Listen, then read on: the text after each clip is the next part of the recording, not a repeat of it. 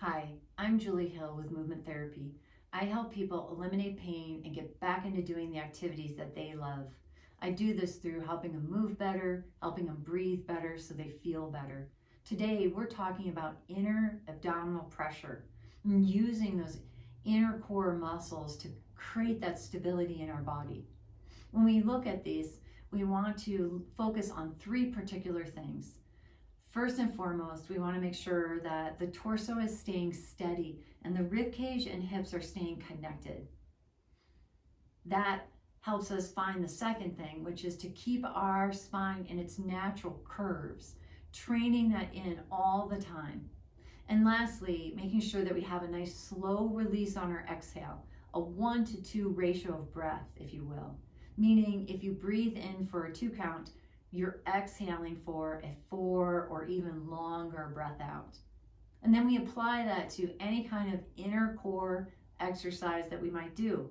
So you can either do this from a supine position on your back with less load, starting there, or we can add a prone position. So starting on your back, we want to make sure that the rib cage and the hips are staying connected, right? So we're not lifting our ribs up, or we're not our lower back isn't lifting. We want that to come to its natural curve.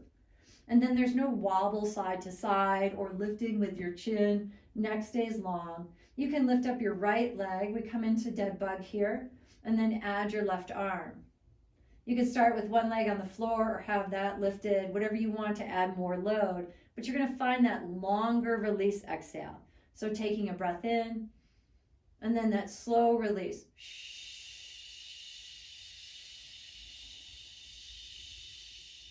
Whether this other leg is lifted or it stays still, take a breath in, and then find that long release as you move arm and leg. Torso doesn't move at all. Everything stays connected and steady.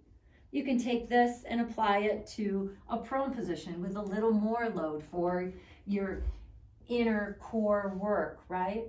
So we come into a plank position, either from hands or from forearms, but we want to, again, come into that place where rib cage and pelvis are really connected, right? So we're not dipping down, or we're not kind of lifting up through mid-back. Everything is steady here.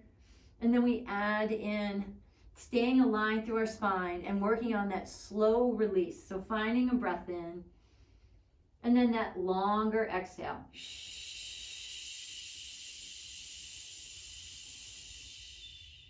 And then finding that soft breath in again. And that 2 to maybe 3 times as long on your exhale. And repeating the breath in either one to kind of train in that idea of really building strength in this deep layer of core muscle that provides you your stability.